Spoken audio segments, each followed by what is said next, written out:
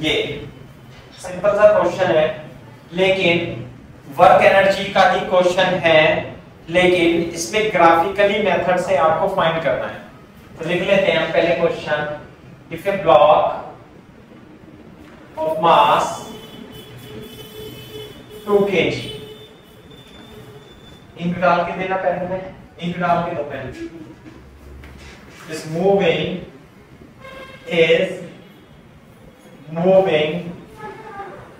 with initial velocity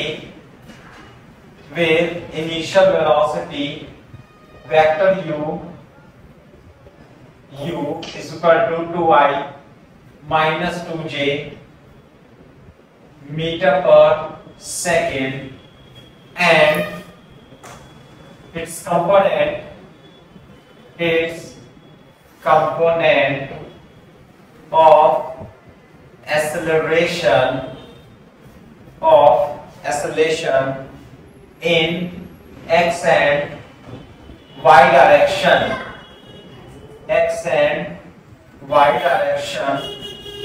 are shown in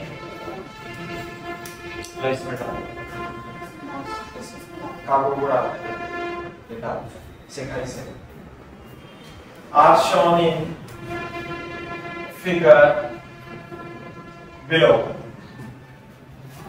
जैसे कि ये x डायरेक्शन में एक्सेलरेशन और टाइम के साथ ये 37 डिग्री दे रखा है, और ये एक्सेलरेशन है y का डायरेक्शन में, और ये 53 दिया है।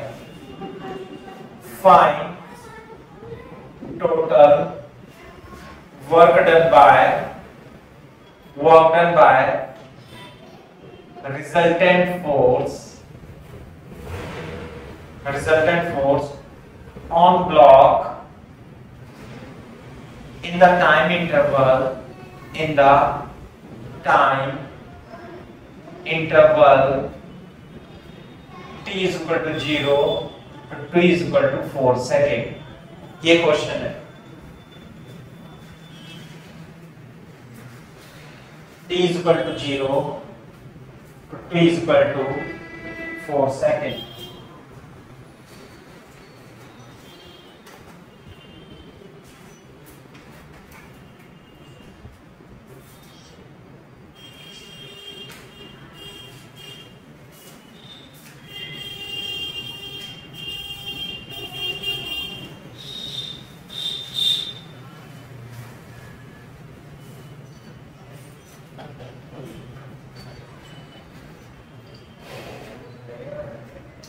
सही है क्या बात?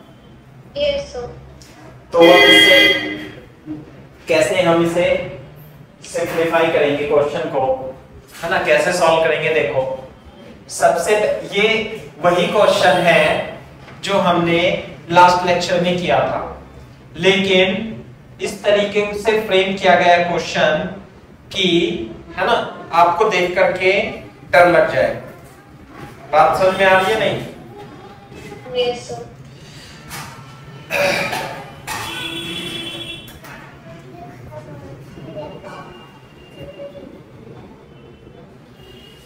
हाँ, रख दो।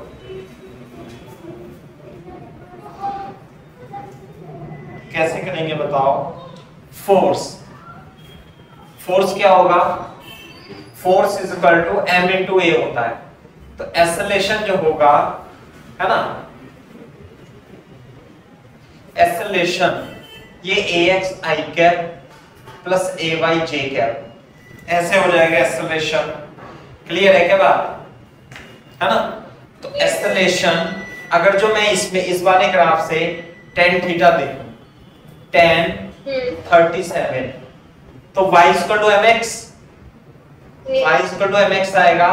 तो यानी ax equal to tan 37 into t। तो एक्सेलरेशन x डायरेक्शन में जो आएगा वो 3/4 इंटू टी आएगा। बात समझ में आ रही है नहीं?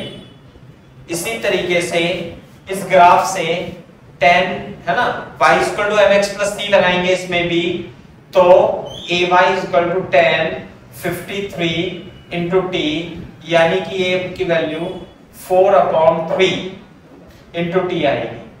क्लियर है?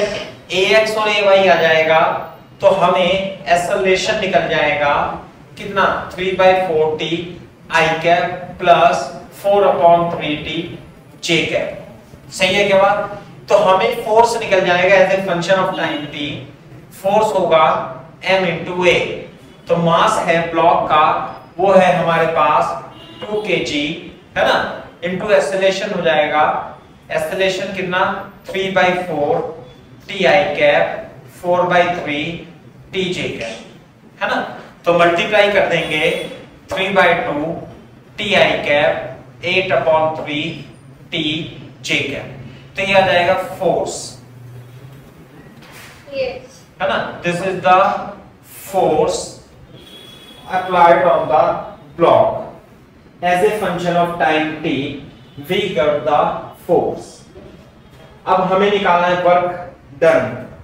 तो फोर्स जो है वो वेरिएबल है और टाइम का फंक्शन दे रखा है।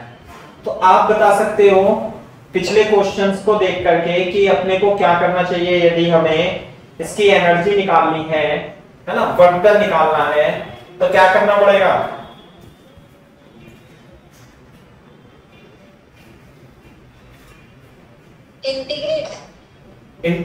इंटीग्रेट तो करना पड़ेगा। किसको इंटीग्रेशन करके, मतलब कॉन्सेप्ट बताओ मेरे को।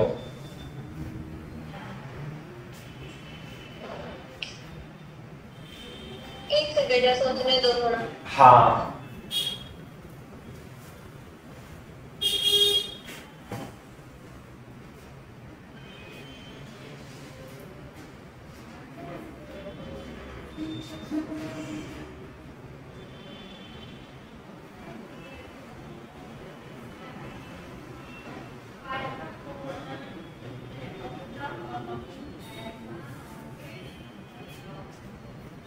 इसमें वो लग सकता है, वो न्यूटन सेकंड।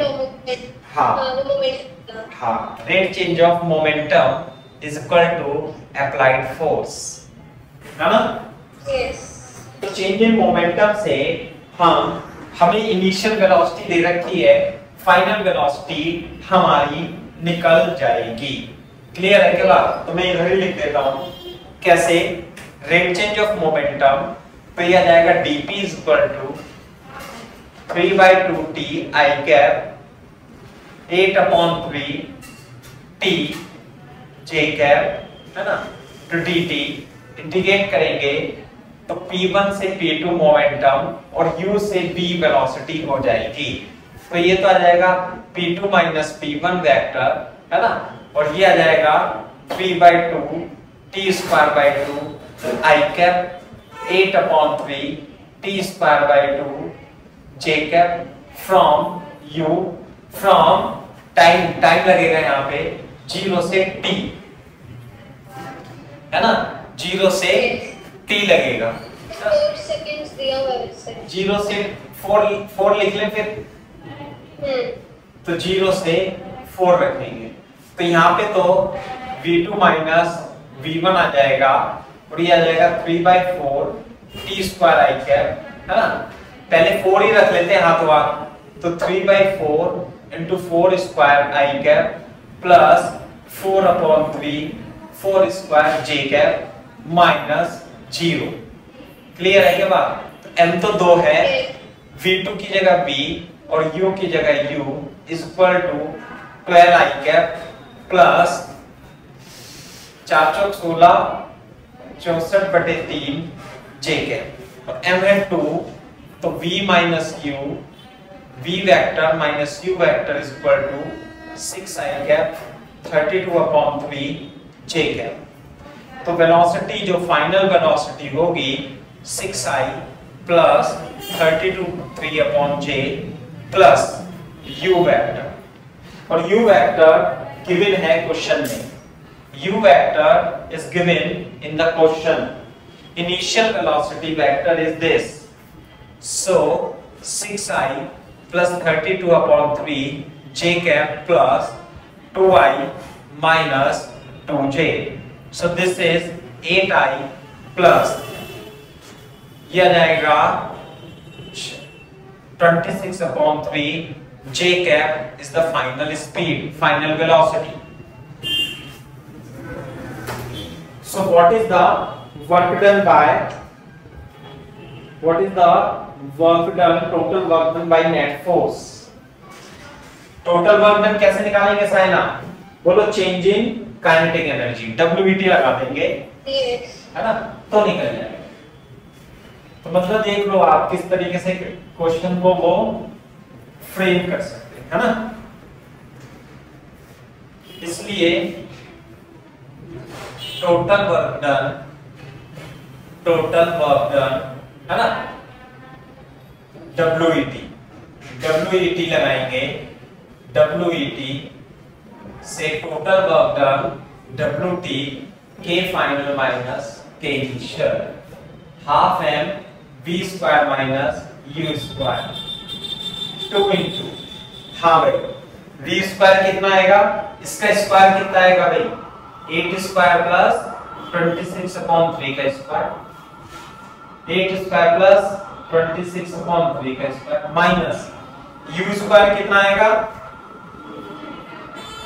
ये आएगा 2 स्क्वायर प्लस 2 स्क्वायर, है ना, माइनस 2 स्क्वायर, ऐसे आएगा, देख लो, से कट जाएगा 28 64, 26/3 का स्क्वायर माइनस 4 56, 26 का square upon 9, 56 into 9 plus 26 square upon 9, solve कर लेना, आंसर आ जाएगा 560 माइनस 56, 10 में से 4 गया, 504 प्लस 6 36 8 गया 2, 15 36 52, 6 7 6 5 0 4 0 8 1280, अच्छा, तो 1280 बटे 9 joule is the total work done, ऐसे करना। क्लियर है क्या बात? Yes sir.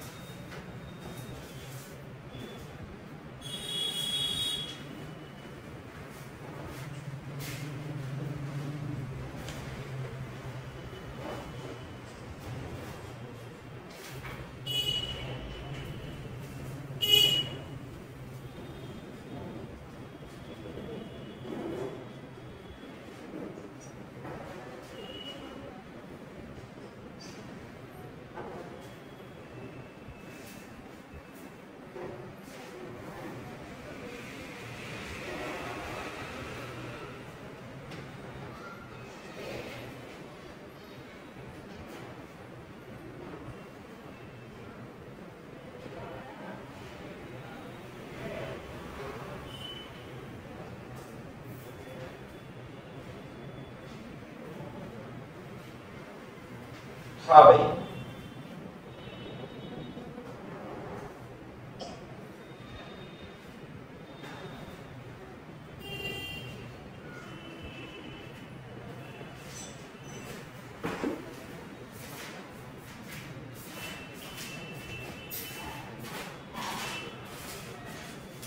सर ये उत्तर न्यूमरेटर मेरा 1180 आ रहा है। चलो कितना आ रहा है? 1180 1180 आएगा, 1180 ही आएगा, ये 1180 ये बेटा, है ना? ओके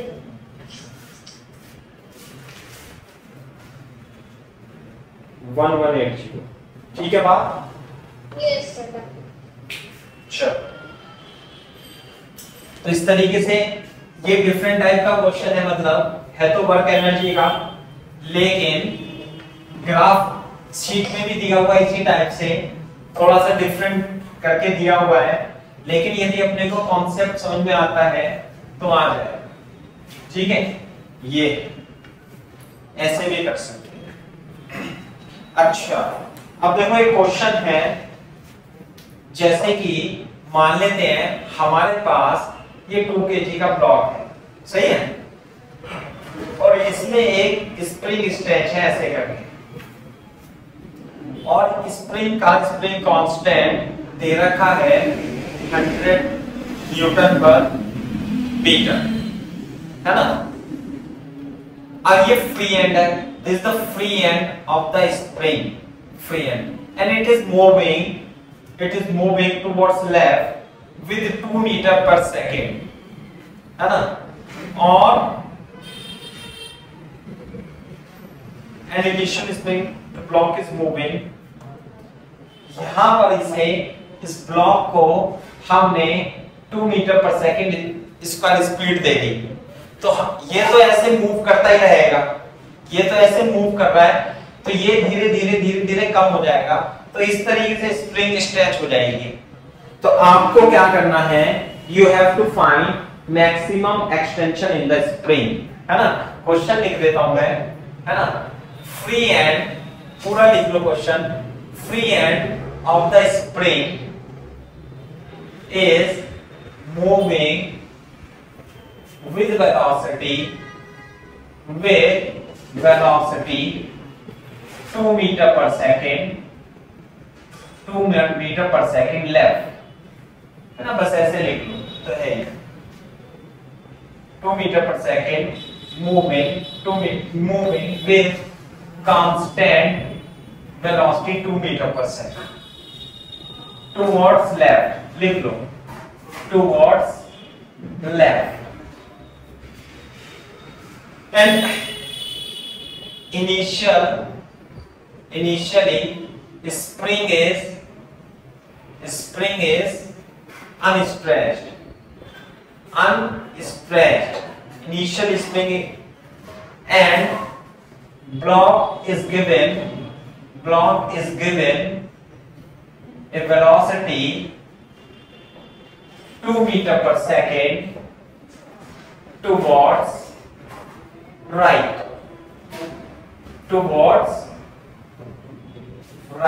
इधर 2 metre per second they the velocity, तो आपको बताना है फाइंड मैक्सिमम एक्सटेंशन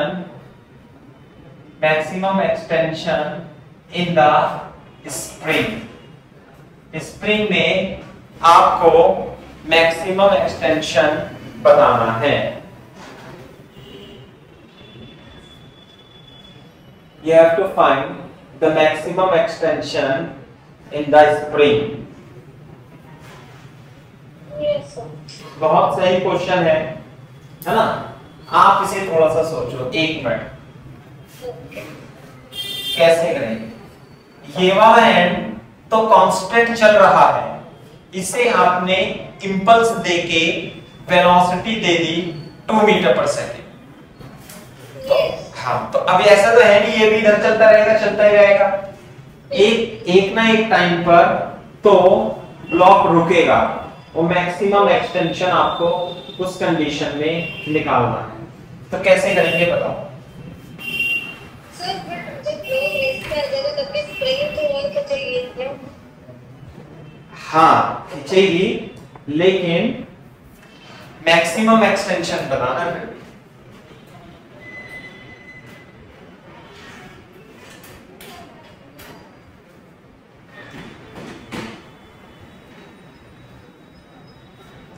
जब ब्लॉक रेस्ट पे आ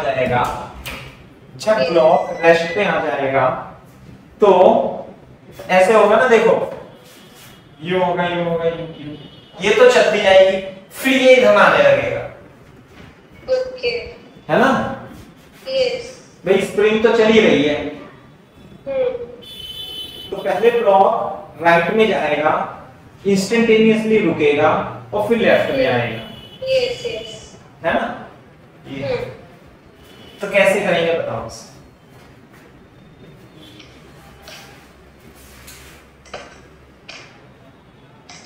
तो ब्लॉक अभी 2 मीटर से चल रहा है, तो फिर कितना डिस्टेंस कवर कर लेगा वो 0 तक आते आते? हैं क्या कह रहे हो?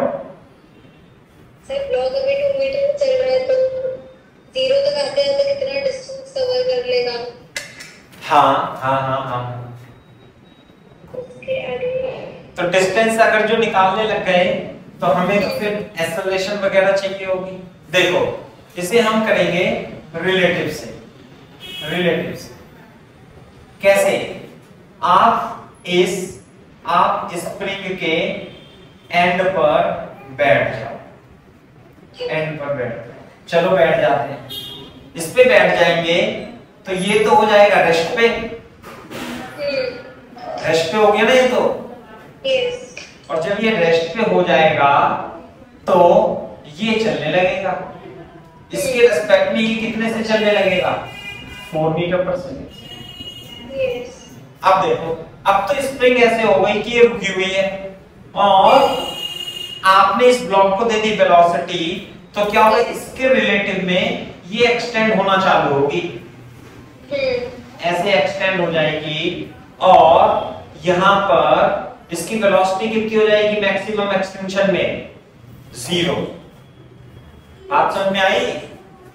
Sir but with two free end तो 2 मीटर पर सेकंड तक जानी चाहिए। एक मिनट दोबारा से बोलना। सर अगर मैं फ्री एंड पे बैठी हूँ और फ्री एंड तो 2 मीटर पर सेकंड से मूव कर रहा है, तो मुझे ब्लॉक कम से कम 2 मीटर पे तो चलता दिखना चाहिए ना? 2 मीटर से नहीं, 4 मीटर से दिखाई देगा। हाँ सर, जब नहीं, ब्लॉक 0 वेलोसिटी पे होगा तब तो इसके रिस्पेक्ट में ये तो रेस्ट पे ही है, तो हाँ ये तो रेस्ट पे आ जाएगा ना थोड़ी देर में। हाँ सर, वैसे जब भी 2 मीटर से ब्लॉक चल रहा था, हाँ तो वो रेस्ट पे आ जाएगा। हाँ, अगर मैं आपको स्प्रिंग के फ्री एंड से देखूंगी तो मुझे तो वो 2 मीटर पर सेकंड से दिखेगा ना? नहीं, 0 वेलोसिटी हो जाएगी उसकी। 0 वेलोसिटी हो जाएगी। नहीं आई बात समझ में? अरे ऐसा ही तो होगा। अरे ऐसा ही तो होगा। देखो इधर, ये तो 2 मीटर पर सेकंड से चल रहा है। इसकी वेलोसिटी कुछ भी हो, इसकी वेलोसिटी कुछ भी हो, है ना, इसकी तो हमेशा क्या रहेगी? 2 मीटर पर सेकंड ही रहेगी। तो जब हम इससे जोड़ेंगे तो दोनों अपोजिट डायरेक्शन में जा रहे हैं, तो रिलेटिव वेलोसिटी जुड़ जाएगी। हाँ सर, वो 4 मीटर मैंने समझा, मैं नीचे लेके हाँ, तो अब तो ये तो रेस्ट पे हो गया। अब ये रेस्ट पे हो गया तो इस वेलोसिटी के कारण एक्सटेंशन होगा इसमें। यस। और धीरे धीरे धीरे धीरे ये स्प्रिंग फोर्स करके रुक जाएगा आकर के, बस। हाँ सर, वो मेरे बॉडी में सेकंड केस जो आप ले रहे हो, जब वो ब्लॉक रुक जाएगा, बट एक्चुअली में फ्री एंड से 2 मीटर पर सेकंड से मूव कर रहा था ना। हाँ, और वो मैं उसी पे बैठी भी थी। एक मिनट ऐसा है, मान लिया तो अब ये तो आप इस पे बैठे हो, इसके रिस्पेक्ट में तो 0 हो गया, लेकिन ग्राउंड के रिस्पेक्ट में क्या होगा कि ये खींच करके ये वाला 2 kg और ये वाला एंड दोनों 2 मीटर पर सेकंड से चल रहे होंगे।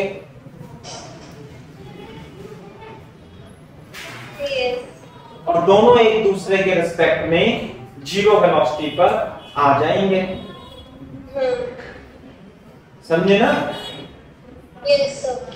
ये है, तो सिचुएशन बहुत कॉम्प्लिकेटेड है। यदि ग्राउंड फ्रेम से करोगे तो देखो ऐसे होगा, मैक्सिमम एक्सटेंशन की में ये ऐसे जाएगा, ये तो मूव करता ही रहेगा यूं यूं यूं यूं यूं। ये इधर जाएगा ऐसे ऐसे ऐसे ऐसे, सही है ना। और इलोंगेशन हो सकता है, ये ऐसे जाएगा, ये और जाता जाएगा, फिर ये वापस आएगा, तो ये 2 मीटर पर सेकेंड और 2 मीटर पर सेकेंड से चल रहा होगा, तब इसमें मैक्सिमम इलोंगेशन की सिचुएशन बनेगी।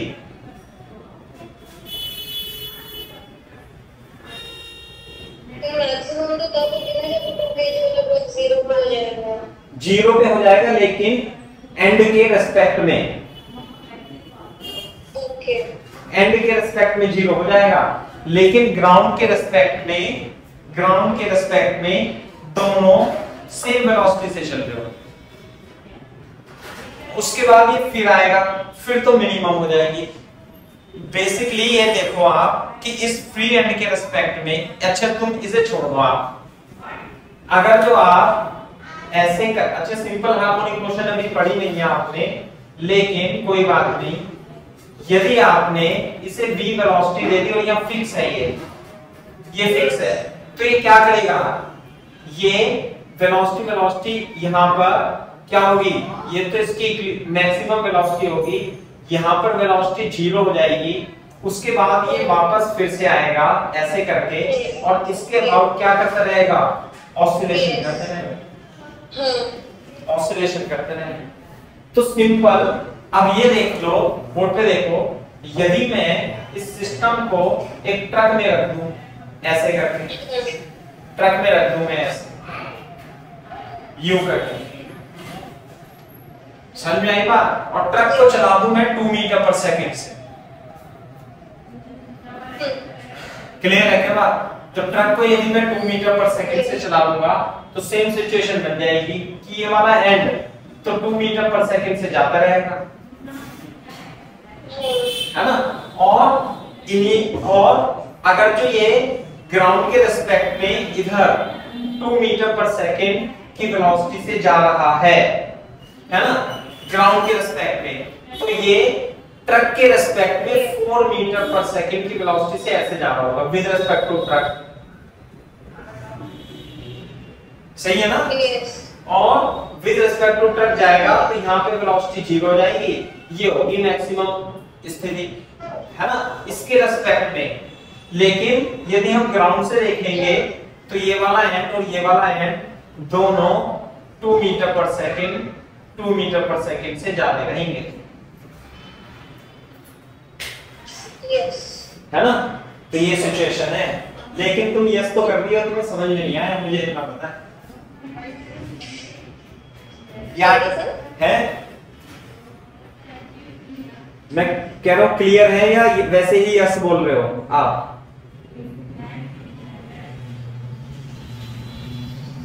हेलो, यस सर, क्लियर है बेटा साइना? हाँ सर, पक्का। चलो इसे दोबारा से सोच सकते हो आप घर पे बैठ के आराम से, रिलेटिव मोशन से ही यदि आप करोगे तो ही इसे आप सोच पाओगे, है ना क्वेश्चन को। ये तो सिंपल, मतलब वैसे तो बहुत कॉम्प्लिकेटेड हो गया, रिलेटिव से आप करोगे तो आसान हो जाता है। कैसे, बस आप इसके रिस्पेक्ट में बैठ जाओ, यानी ट्रक के ऊपर बैठ जाओ और इसे देखो, है ना, तो ऐसे ऐसे हो जाएगा। तो बताओ बेटा मैक्सिमम एक्सटेंशन कैसे निकालेंगे, अब कैसे निकालेंगे maximum extension, with respect to truck WET लगा देंगे, मतलब with respect to free end, yes, with respect to free and apply WET लगाएंगे। तो WET क्या है, टोटल वर्क डेल्टा के फाइनल माइनस के इनिशियल। इस पर बैठ करके हम इस ब्लॉक को देख रहे हैं, तो इस पे mg लगेगा, नॉर्मल लगेगा और लगेगा स्प्रिंग फोर्स। तो work done by normal, gravity, work done by spring is equal to कितना लगा दें, K final 0 half m u square, work done by normal, work done by gravity 0, work done by spring half K xf square minus xi square minus half m u square. तो initial extension था 0, ये हो जाएगा kxf square equal to mu square. So this is k x max का square equal to m into u square. x max is equal to u root m upon k, isn't it? तो what is u? u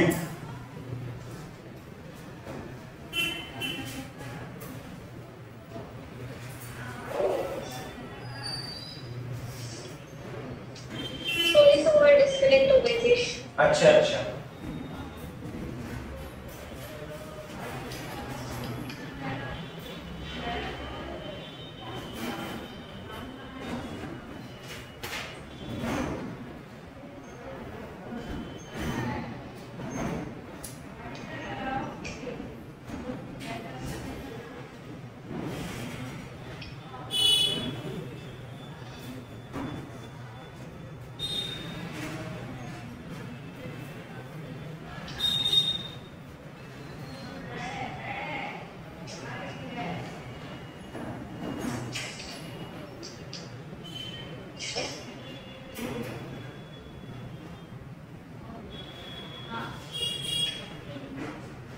हाँ भाई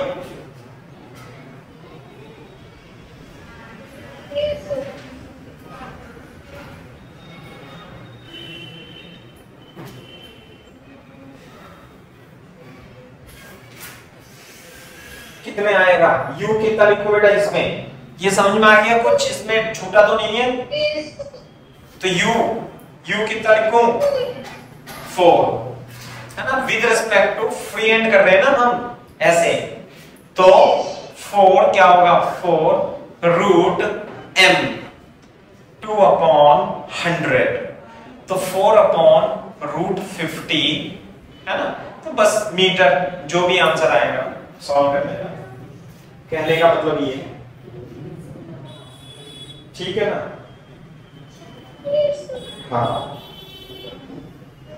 तो कुल मिला के बात ये है कि जो काइनेटिक एनर्जी है, काइनेटिक एनर्जी वो फ्रेम ऑफ रेफरेंस पर डिपेंड करती है, इस बात का ध्यान रखना है ना। Kinetic energy depends upon frame of reference. समझ में आती है बात? नहीं? Yes, sir.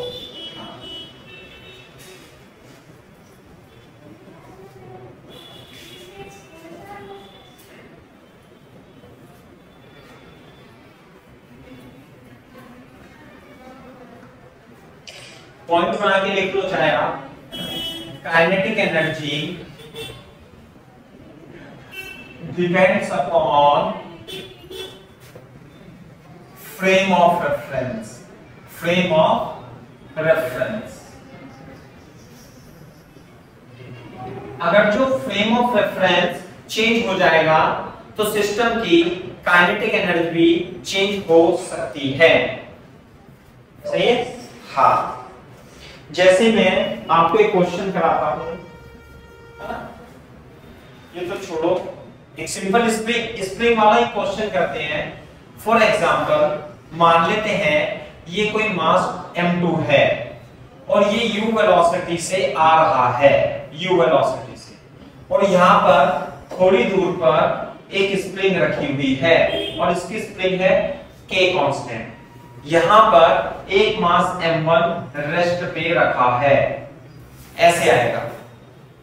तो बताओ क्या सिस्टम बनेगा? बोलो। जब ये इसमें आएगा तो इससे टकराएगा, तो यूं चलेगा ऐसे करके, तो ये भी चलने लगेगा। तो स्प्रिंग में कंप्रेशन होगा नहीं होगा? हाँ होगा, है ना। फाइंड, ऐसे लिख देता हूं, find maximum compression in the spring as shown in figure, as shown in figure। Clear है क्या? ये आपको इसमें मैक्सिमम कंप्रेशन निकालना है। सोचो जरा कैसे निकालेंगे।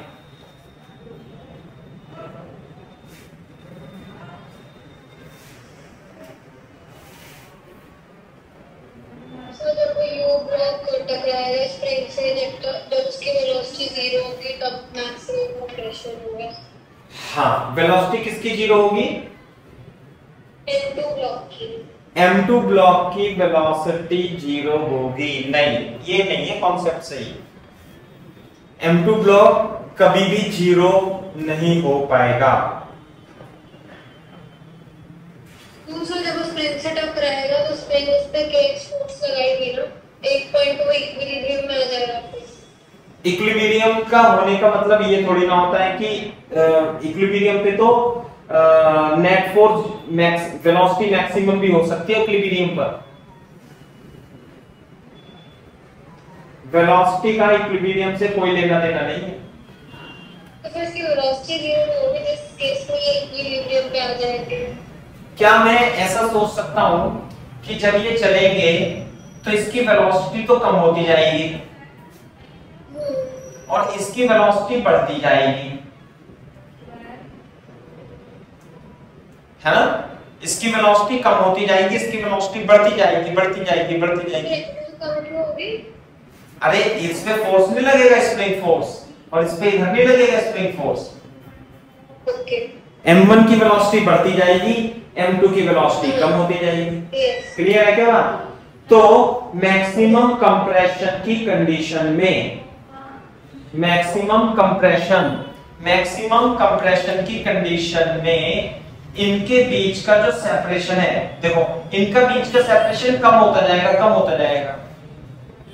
कब तक कम होगा ये?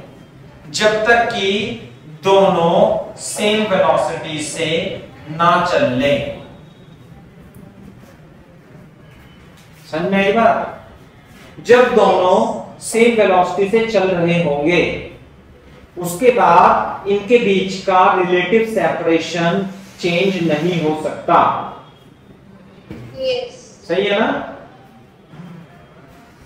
इसका मतलब कि हमें वो वेलोसिटी निकालनी है, फ्रिक्शन कोई भी नहीं है, फ्रिक्शन कितना है? जीरो। हमें वो वेलोसिटी निकालनी है जिससे ये चल रहे होंगे, कॉमन वेलोसिटी। कैसे निकालेंगे कॉमन वेलोसिटी? तो जब ये कॉमन वेलोसिटी से चल रहे होंगे तो उसको एक नेचुरल लेंथ में रहेगी ना? नहीं, नेचुरल लेंथ में नहीं। मैंने बताया ना ये ऐसे है u ऐसे करके, और ये कम हो गया, ये कम हो गया, कम हो गया, कम हो गया। अब ये मिनिमम सेपरेशन हो गया, अब ये चलेंगे, फिर वे वापस आएंगे ऐसे करके, है ना? ये है, फिर वापस आएंगे। क्लियर है क्या बात? तो हम इसमें अब इस सिस्टम को देखें तो no force applied on the system, no external force, we can apply the conservation of momentum, है ना? Apply for v dash, v dash क्या है? Common velocity. For v dash apply conservation of momentum. Momentum apply कर दो आप। कैसे?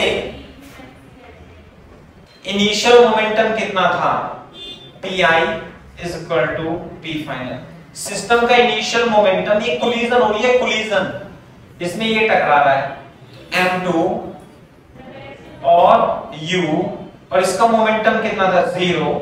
जब दोनों साथ साथ चलेंगे तो m1 plus m2 into v dash, तो v डैश जो होगी m2 into m1 plus m2 हो जाएगी। सही है क्या बात? ये तो जो काइनेटिक एनर्जी है किसकी? मास m2 की, मास m2 की kinetic energy will convert into potential energy. बोलो। Now apply conservation of energy. Conservation of energy,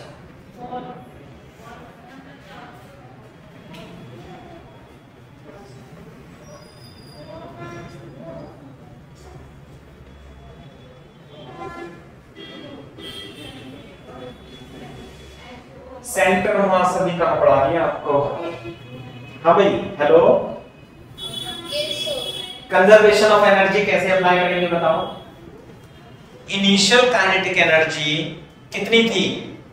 half m2 square, है ना, इज इक्वल टू किस किस में बदल गई? Final kinetic energy half m1 plus m2 का v डैश का square plus half K x square. यहां पर होगा मैक्सिमम कंप्रेशन, है ना। तो हाफ हाफ तो कट जाएगा, m2u square minus m1 plus m2 और v dash m2u upon m1 plus m2 का whole square is equal to half K x max का स्क्वायर। सिंप्लीफाई करो।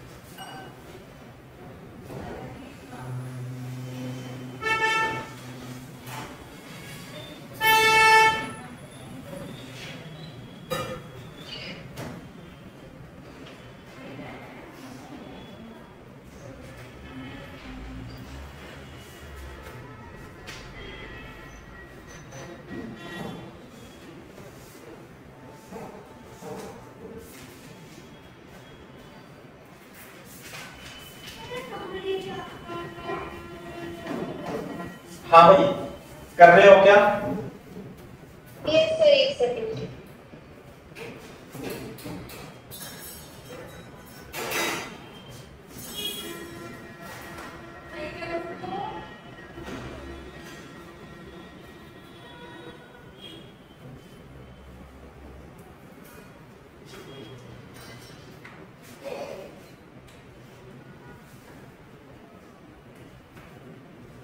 m2u स्क्वायर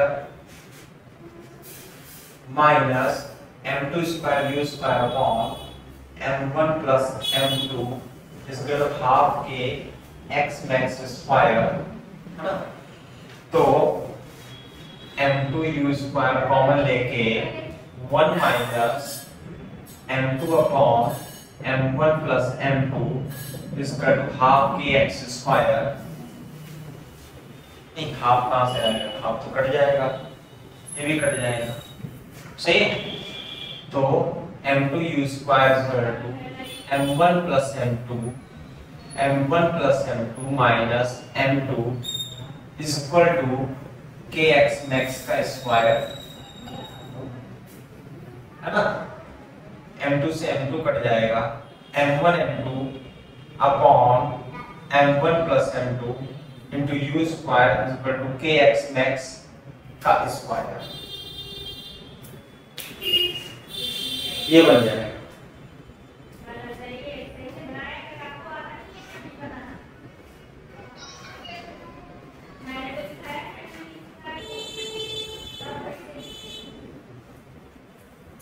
है ना। तो x max का स्क्वायर इज इक्वल टू, इसे बोलते हैं हम रिड्यूस मास,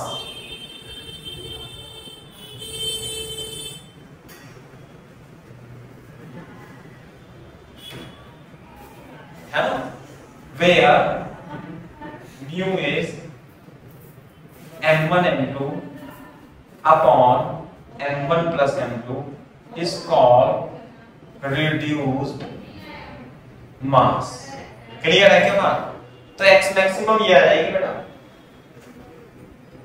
है ना, दिस इज x मैक्सिमम। या आप सिंपल ऐसे भी लिख सकते हो, u root over m1 m2 upon m1 plus m2 into k। This is the maximum compression।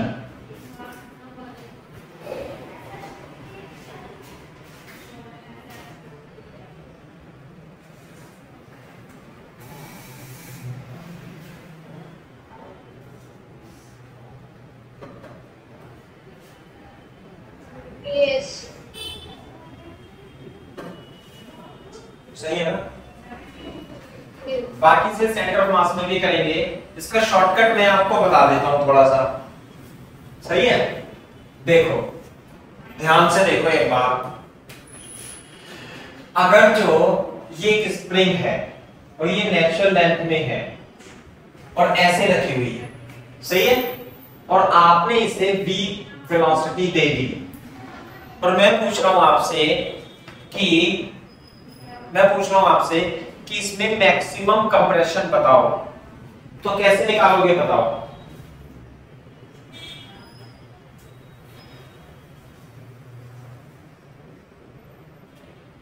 ये क्वेश्चन कराया था नहीं कराया था?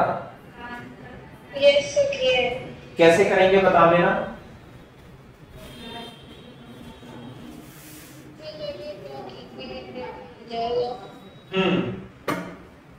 ऐसे यहां देखो, यहां पे आकर के ये रुक जाएगा, सही है, वेलोसिटी कितनी हो जाएगी इसकी 0। तो WAT से लगाया था ना हमने, total work is equal to delta K minus half m u square total work, mg normal का 0, work done by spring half K xf square minus xi square minus half m u square. Clear है क्या बात? Yes, sir. तो क्या क्या expression आया था बताओ? xi कितना था? xi 0, तो हाफ के x max का square is equal to half m u square. तो इससे x max निकलता है, ठीक है बात? Yes, sir.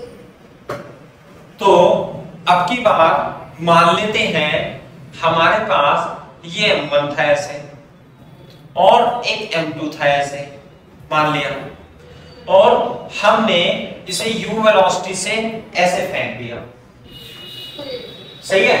तो अब की बार ये तो ऐसे जाएगा और यहां पे जाकर के मैक्सिमम कंप्रेशन होगा, है ना।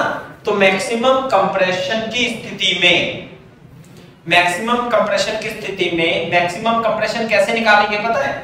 हाफ m u स्क्वायर, जैसे इतना half m u square is equal to half K x max square, लेकिन यहां m की जगह क्या जाएगा?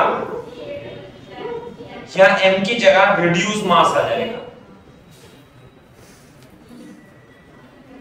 ये ना,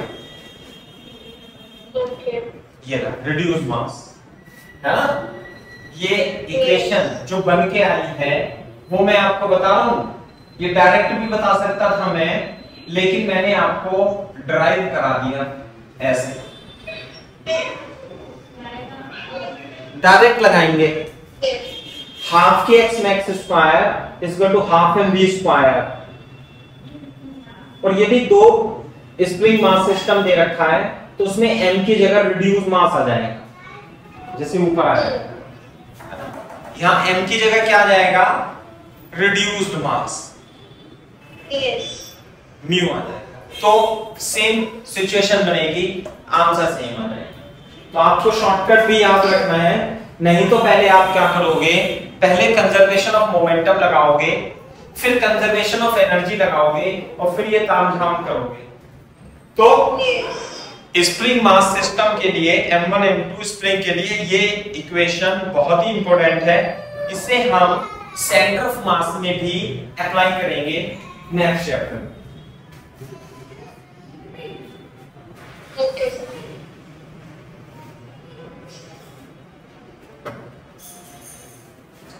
सही है क्या बात? Yes sir. Very good.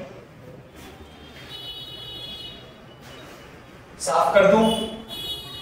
Yes.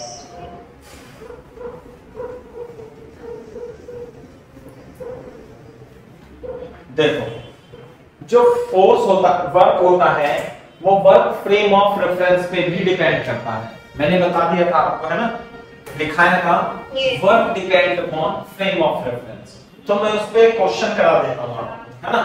For example मान लेते हैं हमारे पास ये 10 केजी का ब्लॉक है ना, और इस पे एक फोर्स लग रहा है, कितने, 100 न्यूटन का फोर्स लग रहा है। एक काम करते हैं, this is 5 kg and 25 Newton force is applied upon this.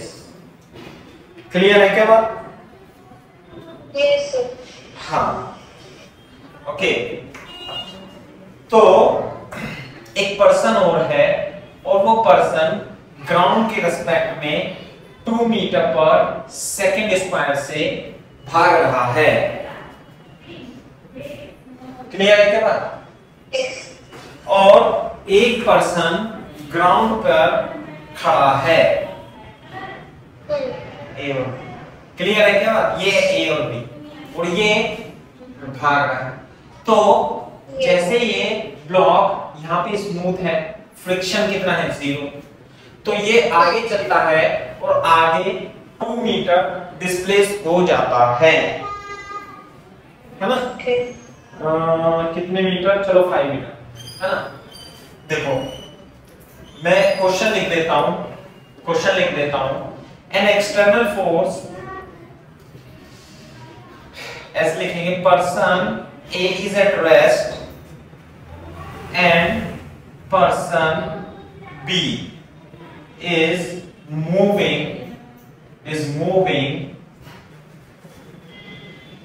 in the direction of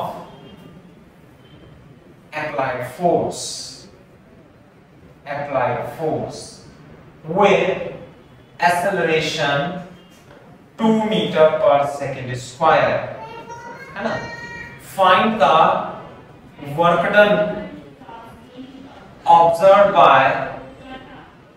by person A, B as block moves forward by distance 5 meter.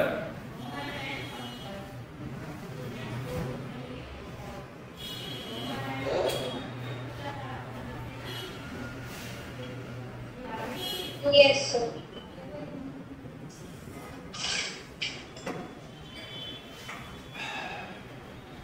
Clear है बात?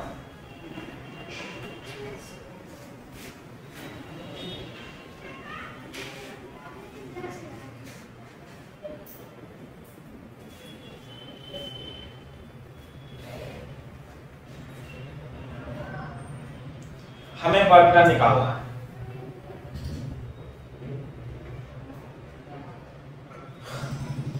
पर्सन ए और पर्सन बी के द्वारा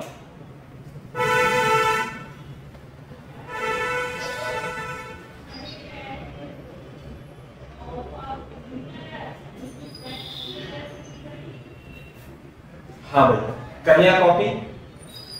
Yes, sir. चलो, तो देखो, अब मैं पहला लिखता हूं with respect to A. With respect to A, तो इसमें फोर्स लग रहा है F, एक लगेगा 5G, एक लगेगा नॉर्मल, है ना, और ये डिस्प्लेस हो जाता है इधर कितना, 5 मीटर, है ना। तो A यहां पे खड़ा है, तो with respect to A work done, है ना, किसके द्वारा, normal mg plus external. Normal gravity 0 है, वर्क डन बाई एक्सटर्नल कितना लिख दूं भाई? F into S, F into S. तो F कितना है? 25 into 5, 125 Newton is the work done observed by the person A, है ना? Yes. Now what about B?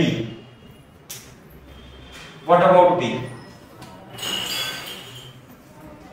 With respect to B, with respect to B, you will see there is a force F external. Bolo. And Yes. it would be mg and normal. Also there would be pseudo force. Yes. So what is the total work done? Total sir मेरी constant velocity से भाग रही है 2 metre पर second करके acceleration है उसकी। हाँ, is moving in the direction, मैंने थोड़ा सा incomplete लिख दिया, constant acceleration से भाग रहा है, constant acceleration से भाग रहा है ना? अब इसकी स्पीड कुछ भी हो, acceleration का स्पीड से कोई मतलब नहीं है, रेट चेंज ऑफ स्पीड से होता है ना, रेट चेंज ऑफ कांस्टेंट। तो टोटल वर्क डन कितना लिख दूं भाई? Work done by all forces. हाँ, work done by all forces, total work. mg और ग्रेविटी और नॉर्मल का तो 0 हो ही गया, सही? यस। बाकी का बताओ।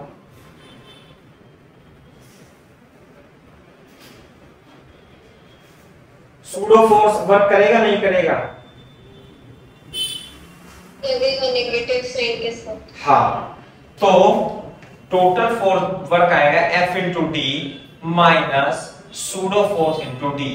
बात समझ में आ रही है नहीं? यस। है ना? तो ये आ जाएगा F minus M into A into D. तो सॉल्व कर देना इससे, बस कितना आएगा? F है 25 माइनस 5 इंटू 2 इंटू 5, तो कितना है? 25 माइनस 10 इंटू 5, 15 पंजे 75 joule, 75। It means work depends upon frame of reference। और सूडो फोर्स भी वर्क कर सकता है।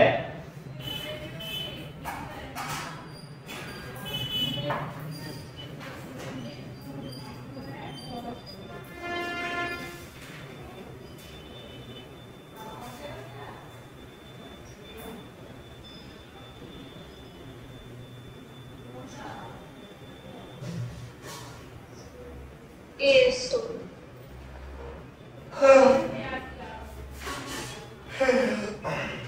सही है बात? यस।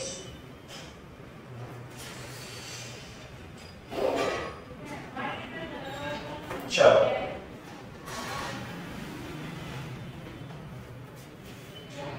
तो मैं साफ कर देता हूं।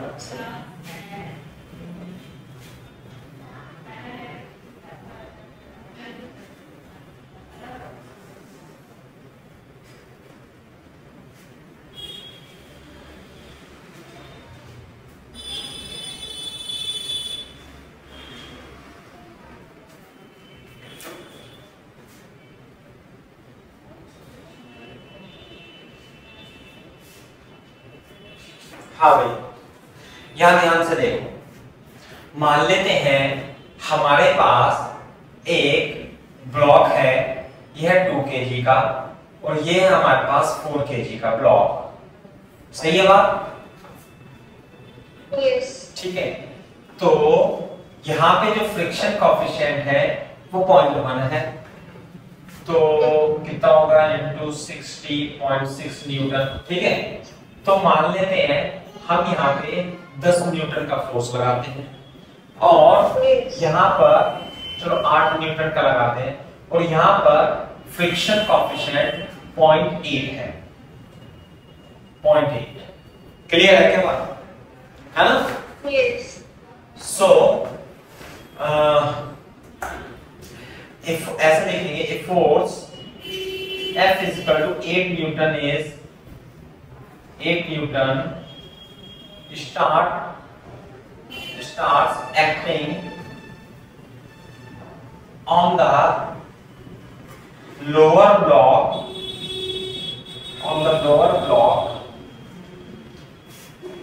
find the start acting lower block at t is equal to 0, find the work done by all the forces, work done by all the forces on block 2 kg with respect to first ground frame of reference, है ना, ground frame of reference, second with respect to 4 kg block, 4 kg block.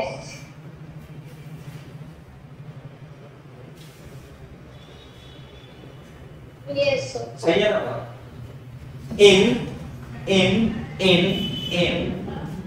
in 5 seconds. Okay. In 5 seconds.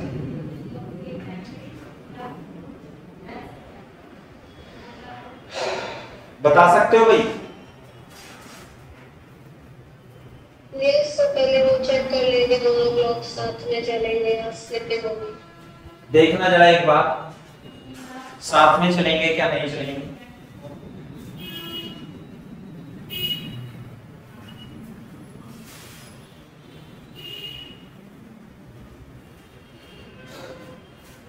तो check कर सकते हो आप, दोनों को साथ साथ मान लेना। 6 न्यूटन हो गया, F हो गया 8 न्यूटन, एक्सेलरेशन कितना होगा? 8/6 4/3 मीटर पर सेकंड स्क्वायर, है ना? तो फ्रिक्शन लगेगा। तो रिक्वायर्ड फ्रिक्शन जो होगा वो कितना है? 2 6 न्यूटन में 8 केजी के साथ फ्रिक्शन का भी फोर्स लगेगा ना? हाँ बिल्कुल सही बात है। कितना लगेगा? म्यू इनटू 6 t, तो 6, तो एक्सेलरेशन जो आएगा 8 - 6/6 यानी 2/6 1/3 मीटर पर सेकंड, है ना? तो रिक्वायर्ड फ्रिक्शन जो होगा mu m into a 2/3 newton, और अवेलेबल फ्रिक्शन कितना है इन दोनों के बीच? Mu into n 0.8 into 20, 16 newton है।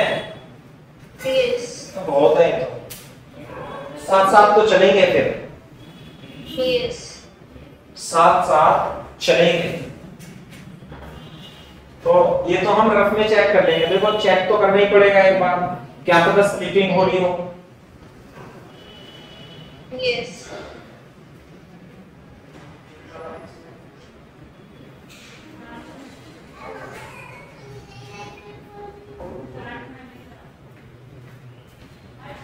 तो दोनों साथ साथ चलेंगे, ये तो हमारा रफ का काम है। देखो रफ का काम है दोनों साथ साथ चलेंगे, ये तो हो गया काम, सही है। अब क्या करें? एक्सेलरेशन तो इतना ही होगा, 5 सेकंड में डिस्प्लेसमेंट निकाल दो, half a t square 0 plus 1/3 into 5 square, है ना? तो कितना हो गया? 25/6 मीटर है, सही है। Yes. अब विद रिस्पेक्ट टू ग्राउंड ऊपर वाले ब्लॉक में कितने फोर्स लग रहे हैं ये देख लो। ऊपर वाले ब्लॉक में ऊपर वाले ब्लॉक में कितने फोर्स लग रहे हैं? 2G, नॉर्मल, और बता सकते हो? फ्रिक्शन। नहीं सॉरी, 2G पे से फ्रिक्शन। 2G पे ऊपर वाले ब्लॉक की बात कर रहे हैं हम। फ्रिक्शन किधर लगेगा, फर्स्ट में या सेकंड में?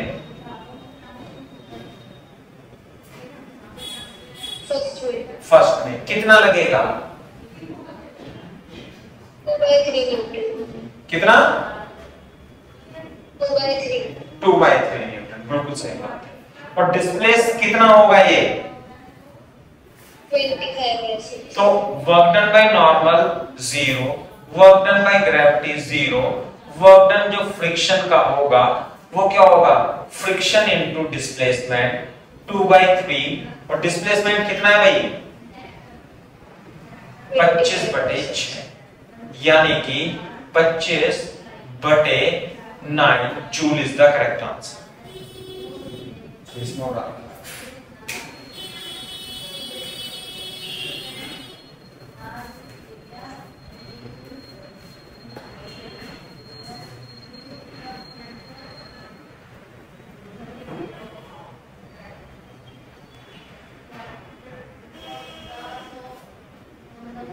क्लियर है क्या बात?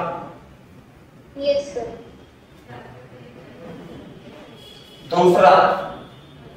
दूसरा क्या निकालने बताओ? With respect to 4 kg block तो 0 हो जाएगा। हाँ, with respect to 4 kg block कितना हो जाएगा? 0 बिल्कुल सही बात है ना?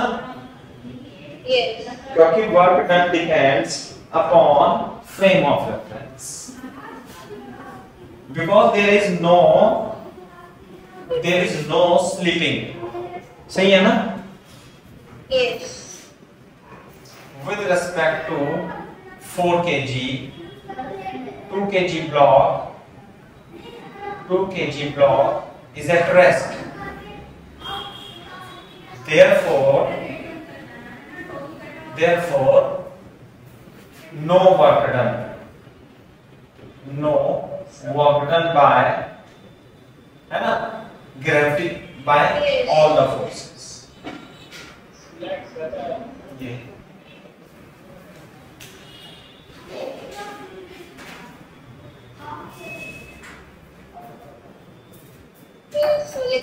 चलो, तो ये कुछ सवाल थे, है ना? इस टाइप से आप कर सकते हैं।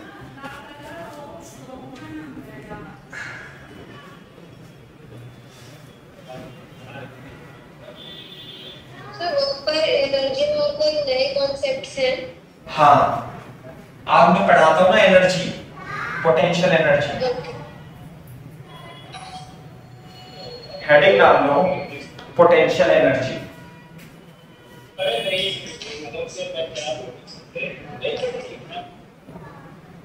पोटेंशियल एनर्जी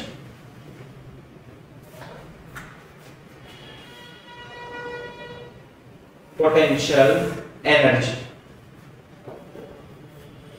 है ना? This concept is defined or potential energy is defined only for conservative forces. Potential energy जो होगी वो केवल कंजर्वेटिव फोर्सेस के लिए ही डिफाइन करते हैं। नॉन कंजर्वेटिव फोर्स के लिए कोई भी पोटेंशियल एनर्जी का कॉन्सेप्ट हम डिफाइन नहीं करते, है? किसके लिए होगी? कंजर्वेटिव फोर्स के लिए। ऐसे लिख लेंगे फॉर नॉन कंजर्वेटिव, चलो इसे बाद में लिखेंगे। कंजर्वेटिव फोर्स कौन कौन से लिए भाई? ग्रेविटेशनल, स्प्रिंग जो कि हम यूज करेंगे, है ना, इलेक्ट्रोस्टैटिक्स और भी कोई। क्लियर है? तो ग्रेविटेशनल फोर्स के लिए ग्रेविटेशनल एनर्जी,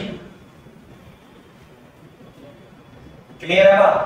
स्प्रिंग फोर्स के लिए स्प्रिंग पोटेंशियल एनर्जी और इलेक्ट्रोस्टैटिक फोर्स के लिए इलेक्ट्रिक पोटेंशियल एनर्जी। सही है? मैग्नेटिक फील्ड के लिए भी मैग्नेटोस्टैटिक पोटेंशियल एनर्जी आप लिख सकते हो, है ना। इसके नीचे आप लिख देना कि फॉर नॉन कंजर्वेटिव फोर्स जैसे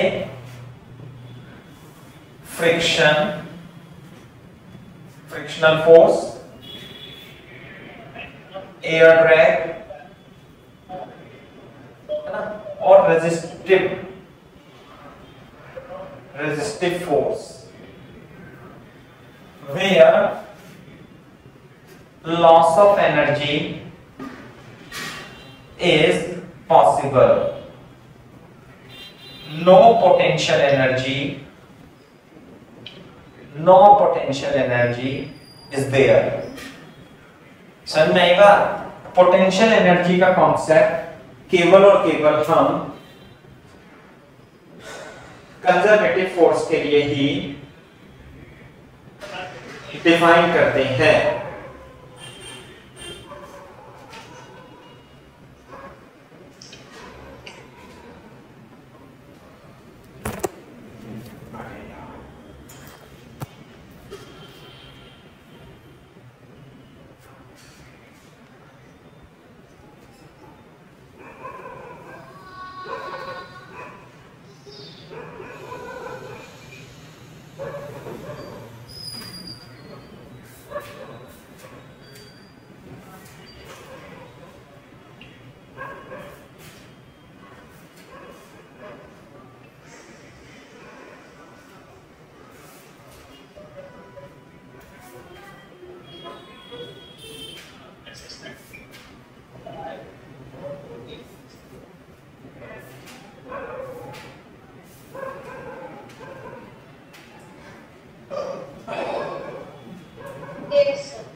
ठीक है क्या बात? तो ये ऐसा है।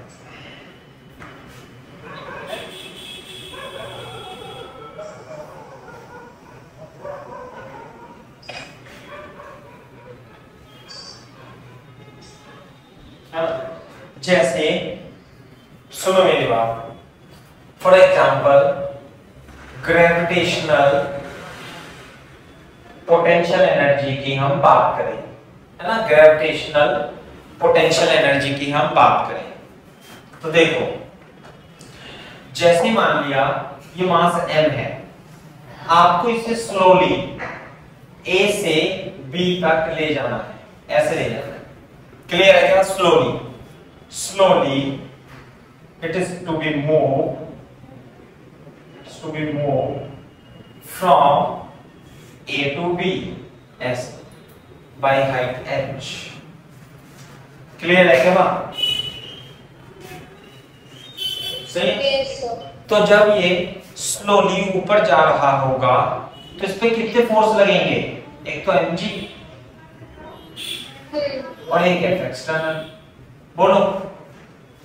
तो स्लोली का मतलब होता है वेलोसिटी कांस्टेंट, यानी एक्सेलरेशन 0। इसका मतलब एक्सटर्नल फोर्स जो होगा mg के बराबर होगा। So in this case what is the work done by gravity? Work done by external energy,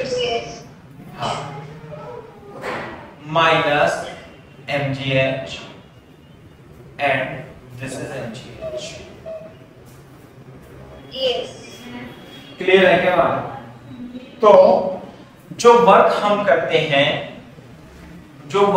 करते हैं वो उसकी पोटेंशियल एनर्जी में स्टोर हो जाता है। आई बात समझ में? है ना? Work done by external energy, work done bye external agent is stored in the form of gravitational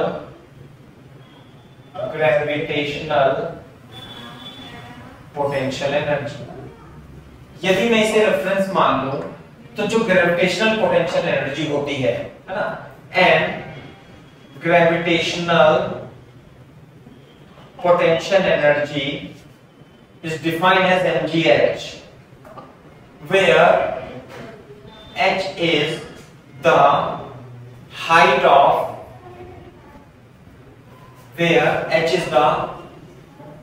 of block from reference line,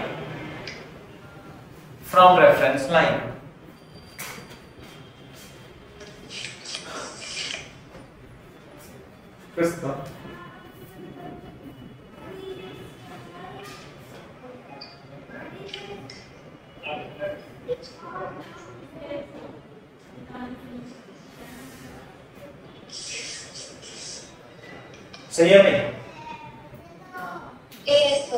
चलो, तो mgh यदि मैं यहां पर देखूं तो h तो 0 है और यहां पर हाइट है mgh, तो u इनिशियल तो 0 हो गई, u फाइनल हो गई mgh।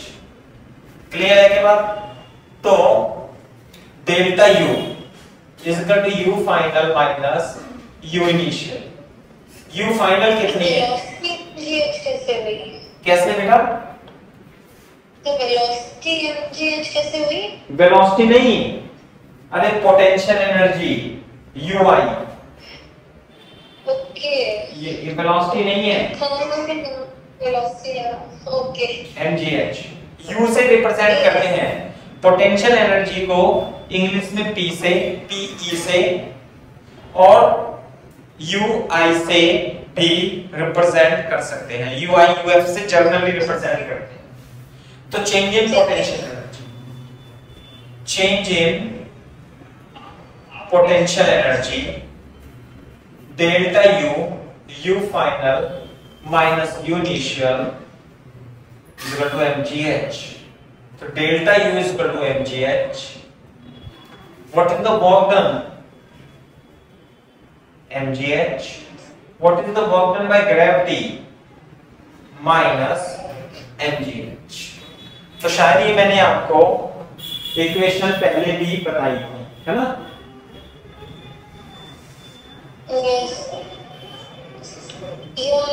स्प्रिंग के लिए करा हुआ है। हाँ, स्प्रिंग के लिए क्या हुआ है?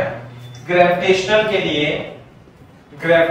लिए भी सेम है, ये रहा, minus work done by gravity is equal to work done by external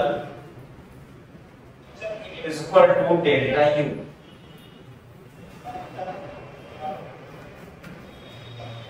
इसी तरीके से कोई सा भी कंजर्वेटिव फोर्स हो, जैसे work done by spring force is equal to delta u। इसमें तो mgh2 माइनस h1 हो जाएगी, इसमें हाफ के x2 minus x1 square.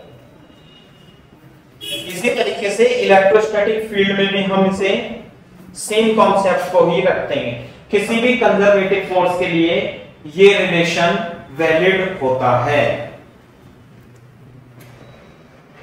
Okay sir.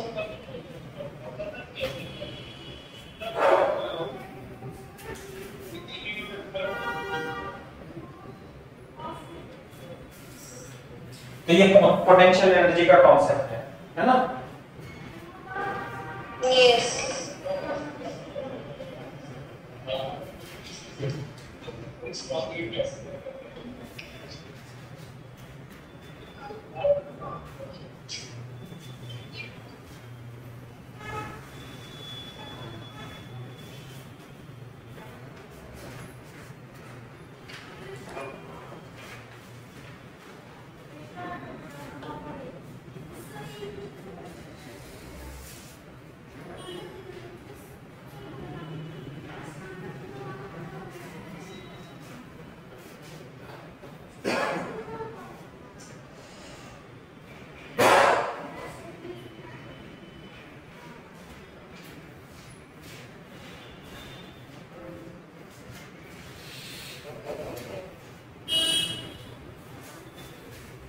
Spring force के लिए भी इसी प्रकार का कॉन्सेप्ट है, जैसा कि ग्रेविटेशनल फोर्स के लिए है उसी प्रकार से स्प्रिंग फोर्स के लिए भी होता है।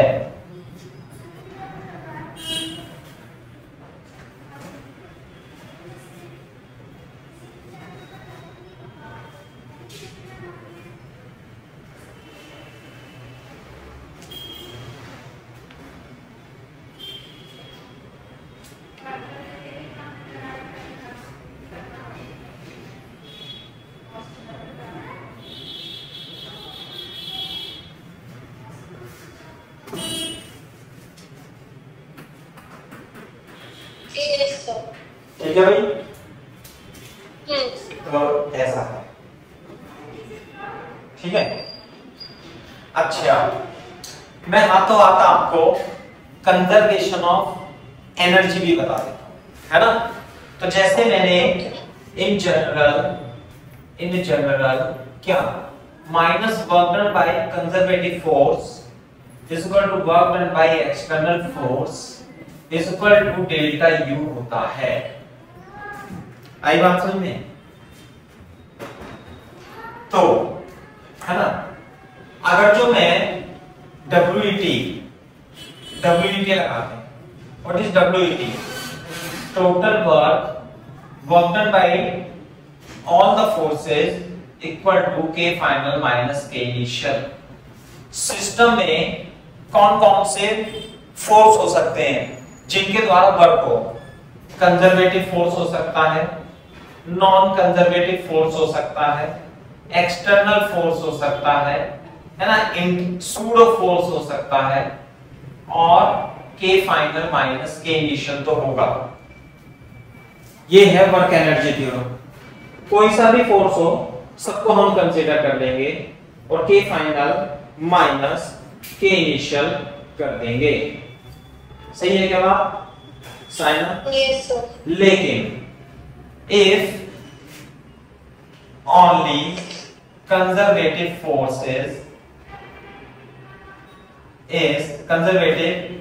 forces are present in the system, यानी कि इनमें से कोई सा भी फोर्स नहीं है, तो केवल क्या होगा? Work done by conservative force, है ना, ये सब क्या हो जाएंगे? 0 0 0 0 plus 0 plus 0 K final minus K initial, यानी कि work done by conservative force is कितना आएगा भाई? Work done by conservative force K final minus K initial, है ना। लेकिन यहां ध्यान से देखो, यदि मैं इन दोनों को ले लूं तो work done by conservative force is equal to this. Clear है क्या साइन? तो U final minus U initial is equal to this, है ना। तो minus U final plus U initial K final minus K initial.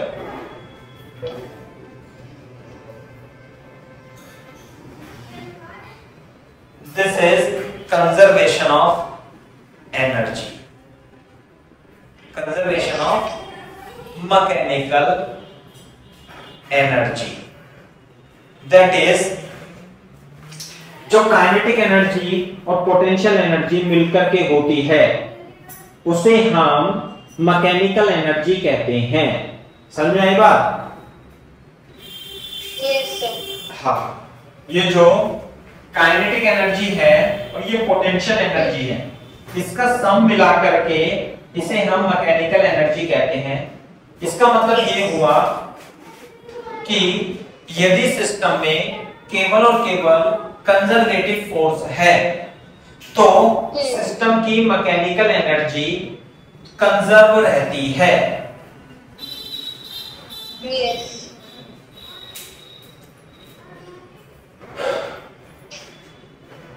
Sir अगर बाकी कोई force लगेगा तो ये वैलिड नहीं रहेगी? नहीं वैलिड नहीं रहेगी। फिर WET लगानी पड़ेगी आपको, फिर WET लगाना पड़ेगा अगर जो कंजर्वेटिव फोर्स के अलावा कोई और सा फोर्स सिस्टम में है तो। आई बात समझ में? Okay yes sir. तो जितने कुछ क्वेश्चन तो WET से आसानी से हो जाते हैं, लेकिन बहुत सारे question conservation of mechanical energy से बहुत सारे होते हैं, आसानी से होते हैं, है ना?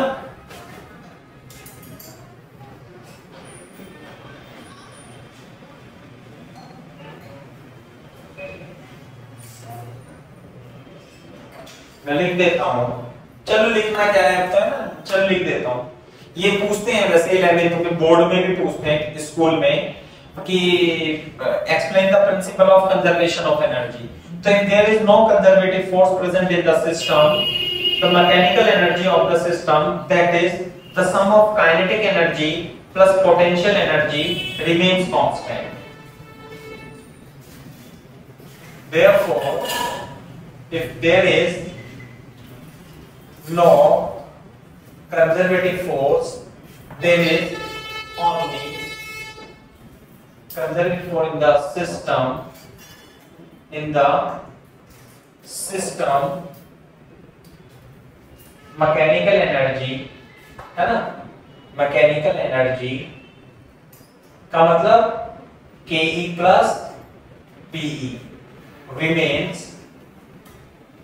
conserved.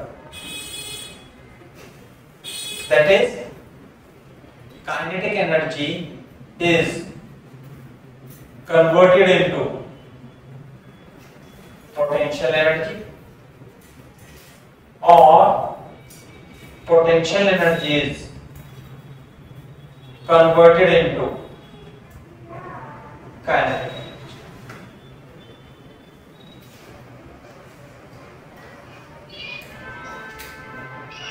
energy.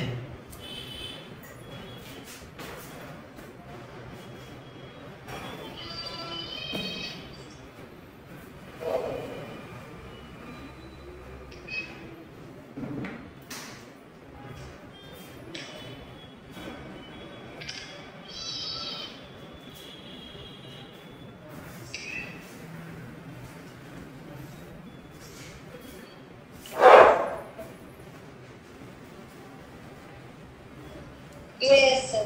ठीक है, तो ये है बात। तो मैं इसमें 2-3 छोटे-छोटे से आपको क्वेश्चन करा देता हूं, है ना? उसके बाद फिर देखते हैं।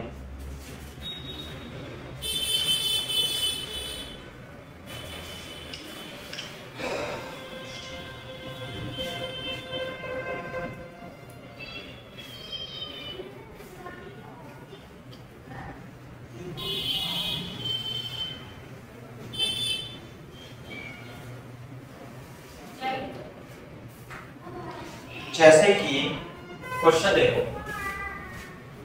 जनरल क्वेश्चन है, हमने कर भी चुके हैं, WET से भी कराए, कंजर्वेशन ऑफ एनर्जी से भी करेंगे। कैसे? मान लीजिए स्प्रिंग है ना? और ये मास है, मास है नहीं है, ऐसे करके ये है, स्प्रिंग कांस्टेंट K है और ये मास M U0 से चला आ रहा है ना? Find maximum compression, maximum compression. तो अब ये बताओ, इस सिस्टम में केवल और केवल फ्रिक्शन नहीं है, हाँ फ्रिक्शन नहीं है, mg और नॉर्मल दो फोर्स है, लेकिन उनके द्वारा बल क्या होगा? जीरो, है ना? तो only spring force will work, है ना? Yes. Only spring force will work. और ये कैसा फोर्स है भाई? Conservative force. तो KI plus UI is apply, ऐसे लिखेंगे, apply conservation of mechanical energy. UI plus KI, KF plus UF. तो जब ये मैक्सिमम कंप्रेशन होगा तो इस ब्लॉक की स्पीड कितनी हो जाएगी 0। यस। तो फाइनल काइनेटिक एनर्जी तो हो जाएगी 0 और इनिशियल पोटेंशियल एनर्जी यानी xi कितना था इसमें 0। यस। तो इनिशियल काइनेटिक एनर्जी थी इसकी half an u not square, final kinetic energy हो गई 0 और फाइनल पोटेंशियल एनर्जी कितना ये गया अंदर x not half K x not square. Clear है क्या बात? यानी कि काइनेटिक एनर्जी किसमें बदल गई भाई? स्प्रिंग की, हाँ काइनेटिक एनर्जी बदल गई स्प्रिंग की पोटेंशियल एनर्जी। तो एक नई पिक्चर है ये इन क्वेश्चंस को समझने के लिए, है ना। Kinetic energy is converted into, यहां से आ रहा था देखो, यहां पे तो इसमें एनर्जी थी काइनेटिक एनर्जी और यहां पे आकर के इसकी पोटेंशियल एनर्जी में बदल गई।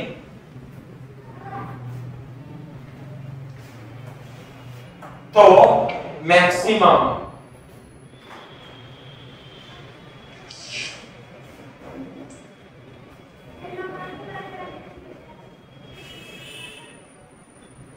this is the maximum compression in the spring। Same question हम WET से भी कर सकते हैं और हमने किया ही था। सही है क्या बात?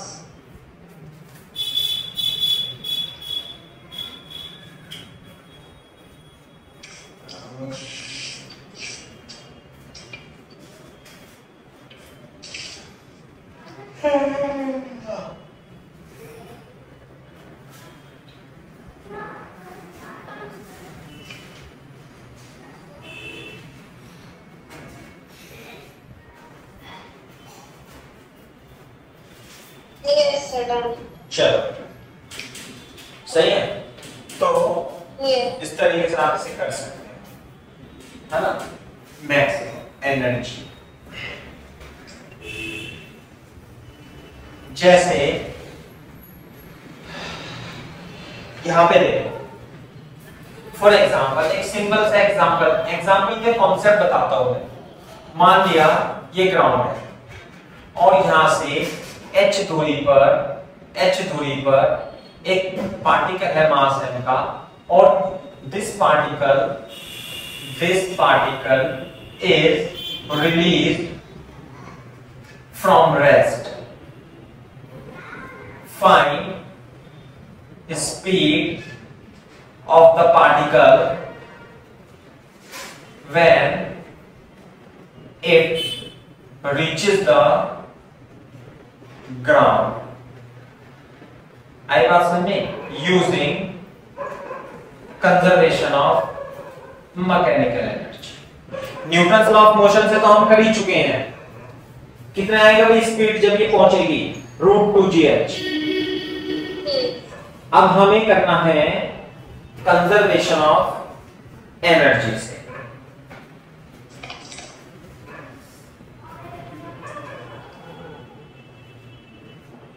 apply conservation of energy।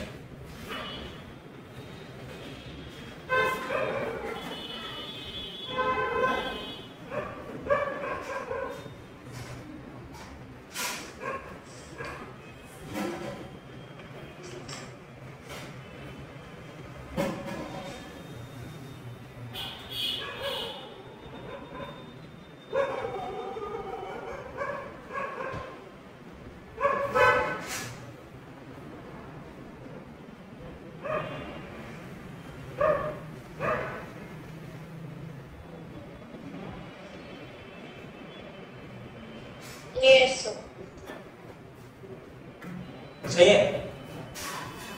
तो हाँ कैसे करेंगे बता सकते हो आप?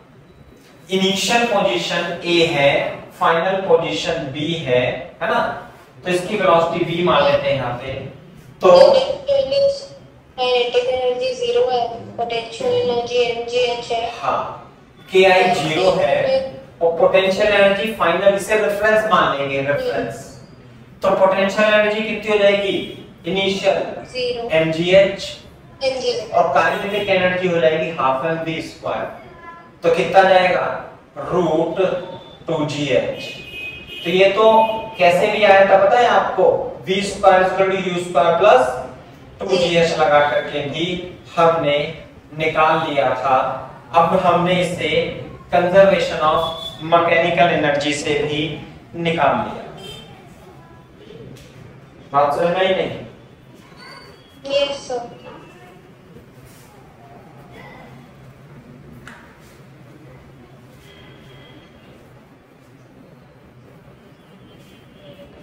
फॉर एग्जाम्पल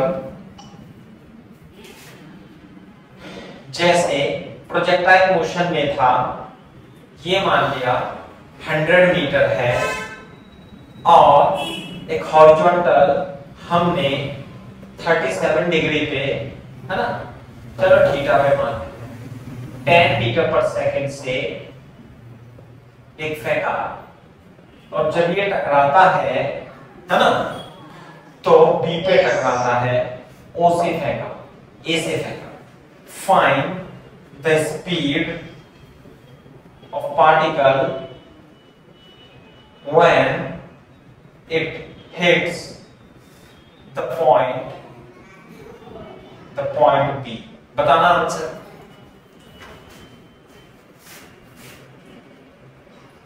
मान लेते हैं ये 1 kg का ब्लॉक है ना, सिर्फ 1 kg से कोई फर्क नहीं पड़ेगा।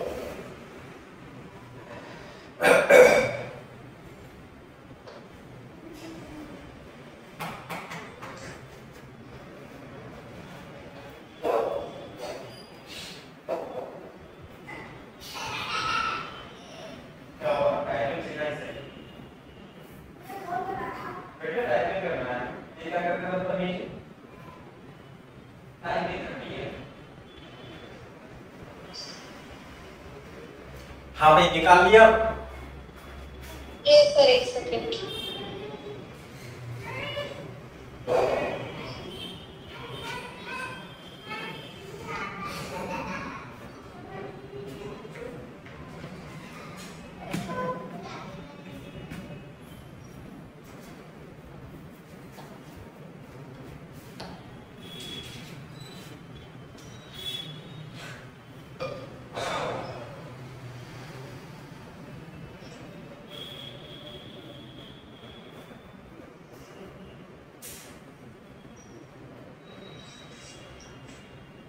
yes sir काफी गंदा आंसर आ रहा है। कितना अच्छा, कितना आ रहा है आंसर? v स्क्वायर मेरा 2100 आ रहा है। हाँ, अच्छा अच्छा देख लो, मैं बता देता हूँ। आपको लगाना है ki plus py is equal to kf plus ui। तो जहां पर हिट कर रहा है इसे रेफरेंस मान लेना, तो फाइनल पोटेंशियल एनर्जी g हो, है ना, तो काइनेटिक एनर्जी हो जाएगी half m tan square mg h half m v square, है ना। m से तो m कट ही जाएगा, तो tan square is equal to 2 into g into 100 is equal to v square। तो v square is equal to 100 plus 2 into 10 into 100, तो कितना हो गया बेटा 200, है ना। तो root 300 v is equal to 10 root 3 metre per second is the correct answer. Clear है क्या बात? क्या था पता नहीं। हाँ कोई बात नहीं, गड़बड़ हो गई होगी कुछ आंसर तो।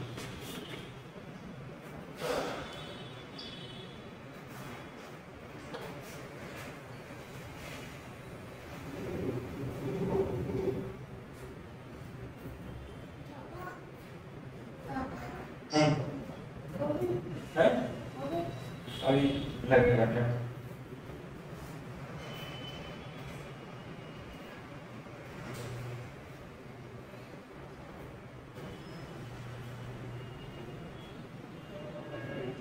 सो वो 10 स्क्वायर प्लस 2g into 100 होना चाहिए ना। कैसे कैसे? हाँ मैंने ही गलती कर दी, तो यहाँ पे कर दो, तो 2000 और 2100 हो जाएगा। तो ये क्या है मेरा भी? चलो आप ही का सही है, ठीक है। मीटर पर सेकंड। अभी आप अपने डाउट भेज दो बेटा मेरे को, है ना।